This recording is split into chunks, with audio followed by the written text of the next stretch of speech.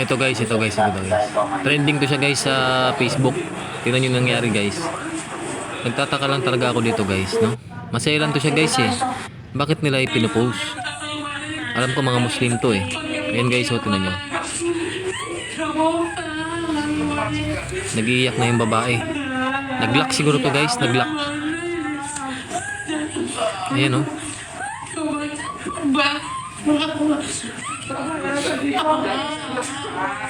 Ayaw na siguro matanggal kaya nag-iyak yung babae.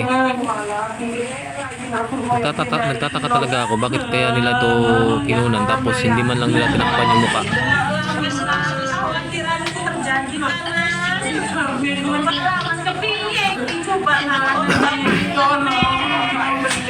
Nabasa ko lang sa comment guys eh, sa comment section na kung daw to, kumbaga practice ba, bago daw nila bayaran yung babae kailangan munang ipasiping sa lalaki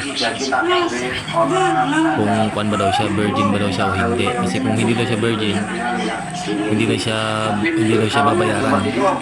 Yung parang Dory. Hindi ko lang kasi maintindihan yung sinasabi nila guys eh, kaya wala din akong idea kung bakit ganitong kailangan pa nilang i-post sa social media to.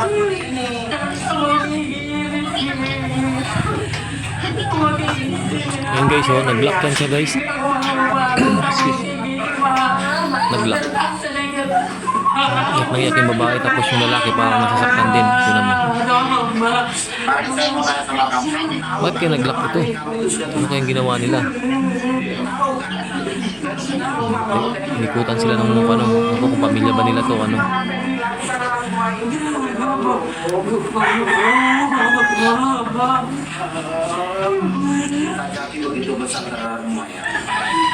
Jauh-jauh dia masuk ke Jepang untuk melamar dan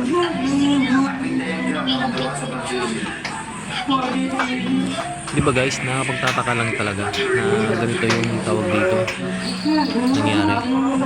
Bakit siya nag-lock? Maya pa dito guys, pinost pa nila sa social media. Viral to sa kon guys eh, sa Facebook. Nag 10 million views to.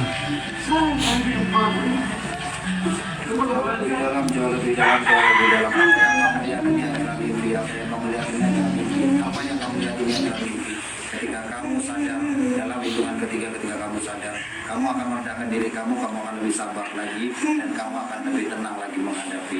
Anggap ini dan apa yang kamu lihat ini adalah suatu kenyataan yang memang